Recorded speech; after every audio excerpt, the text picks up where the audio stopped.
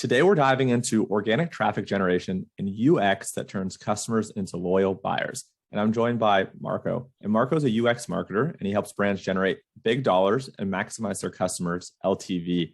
Marco, welcome to the show. How are you? I'm doing great, Chase. Thank you for having me.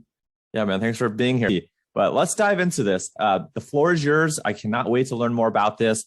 I went through your presentation, and it's fantastic. So let's get started. Thanks, man. I really appreciate it. Right. So I want to start with this premise, which is where we're all basically at. What used to be pretty easy using Facebook is now those features are blocked. So now we're at a point where every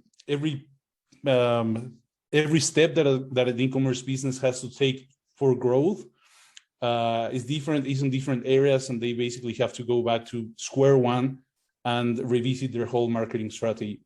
So today I thought of sharing a few organic and user experience strategies that I have used for my clients that have worked well to help them generate more traffic, to help them generate more revenue, and overall extend their customer lifetime value. So number one, these are a few things that I have tried for my clients this year, and they have helped them generate organic traffic, which usually yields better revenue. So number one is user-generated content shoutouts, which is basically, people love when another person or another entity talks about them. So using this feature of human nature, we can actually grab user-generated content and go a little beyond just sharing it and saying this is what our customers are saying, but actually say something flattering to the customer sharing it. And that's going to be a huge motivation for them to share it and for people to actually see that this is a brand that's connecting with them. Another one is doing giveaways across channels. Giveaways have been massive over the past 10 years, I believe, but doing them across channels is something that some brands don't do. And I think it's working great to do it across Instagram, Facebook, email, and any other channels that they're using. And user-centered interactions. And I'm going to be going back to these over the whole interview. So when I say user-centered interactions, it's not only an interaction, but it's an interaction that gives the user a reward at the end of the interaction. Usually we focus on a goal and on getting certain information, but we forget about how the user feels at the end of the interaction. And in some of those cases, the user feels like they just gave us a bunch of information and they're not certain of how it's going to be used or what it's going to be used for. So that's number one. Number two, I want to share this great idea that we had at the beginning of this year, which is below the line survey, which is the opposite of a straight up survey. And I like this idea of find out something about you that you didn't know, which is basically what's going on like 3 or 4 years ago in Facebook a lot. You could see people sharing these kind of games for you to find out which Disney princess you are, for example. And then you would usually give the app access to your Facebook information, and you would usually also answer a bunch of questions. And then Facebook would be like, oh, you're this princess, and you would share it on your timeline, and then people would see it, right? So these kind of surveys are great, and they're a great way to deliver a reward at the end. For example, it can be around astrology, it can be around personality types, it can be around a product or a scent that you're selling amongst your products. Those are real fast examples that come off top of my head. We have votations, which are great strategies for engagement and for people to feel like they're being considered by the brand.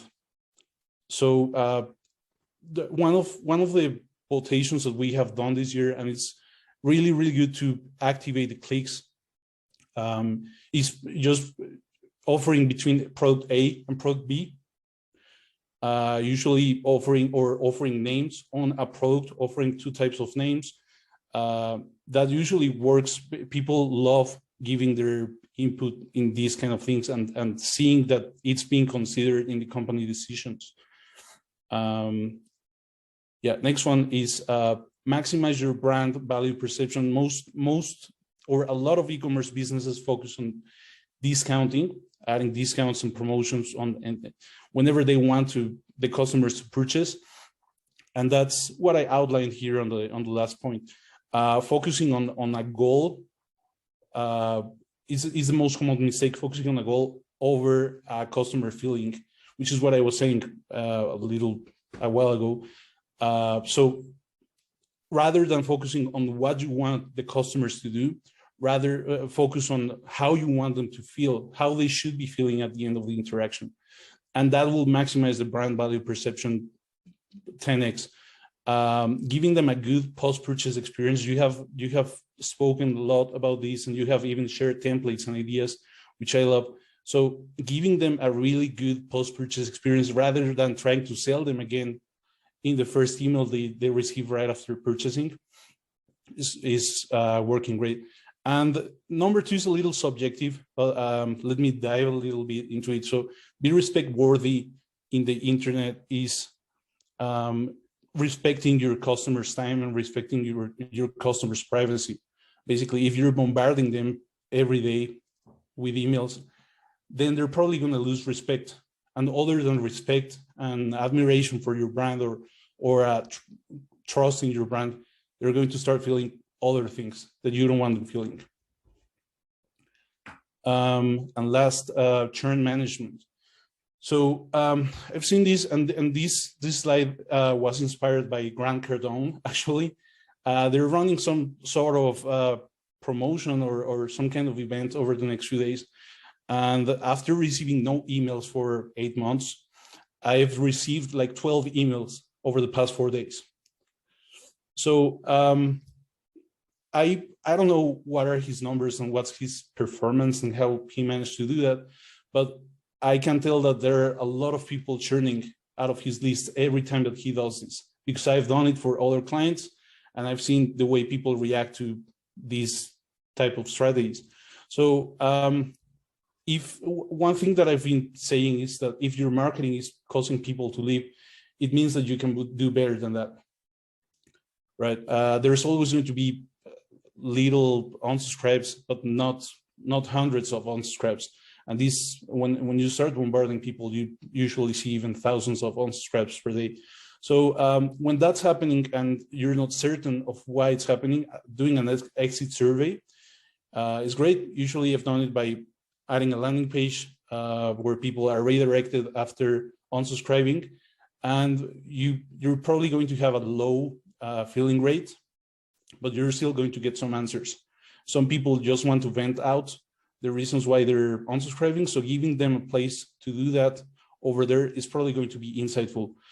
Adding snooze buttons, this is also an out-of-the-box idea that we have this year, and it's been working great. So adding snooze buttons at the end of the email, this is a very triggering word that we see on our phones, we see when we wake up, and it's usually a way to pause suffering or to pause a non-pleasurable experience. So putting it out there, putting the word at the bottom of the email and giving maybe two snooze options, like snooze emails for 2 weeks and snooze emails for 1 month. That's been working great, and it decreased the unsubscribes by 90% for a client of ours. And people were just snoozing the emails.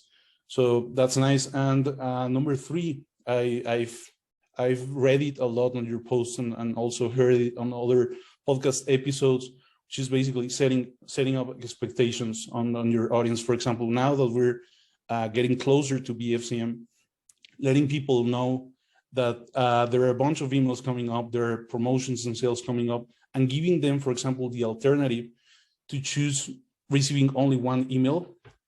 That's, for example, one great option. Yeah, sorry, I said last, and this is the last one. So incentivize loyalists, and this is something that sometimes happens. Most of the times it happens, but it's usually not well targeted. And the bad thing about that is that the loyalists can tell. that they're being a part of a general strategy. And when you have a loyalist in front of you, you need to make sure that you're treating that person in the most personalized way possible, right? You want to keep them for as long as possible, and you want that person to keep engaging and to become a brand ambassador.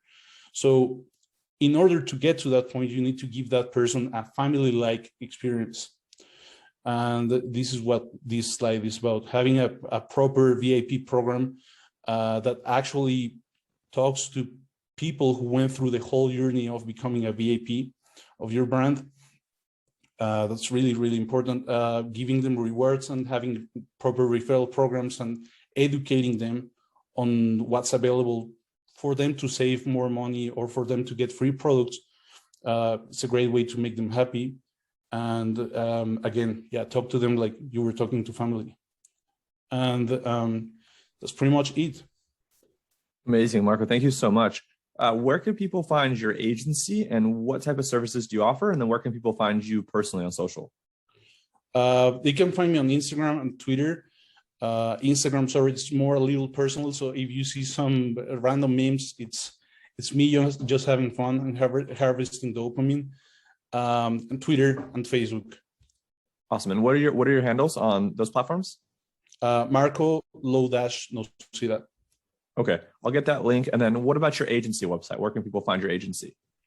They can actually find it through me. We turned our website down a couple of months ago, and we were turning it on like in a few weeks from now.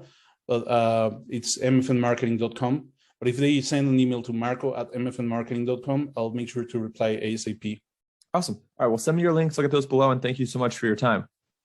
Thank you to you, Chase. Talk to you soon. Of course. All right. Bye.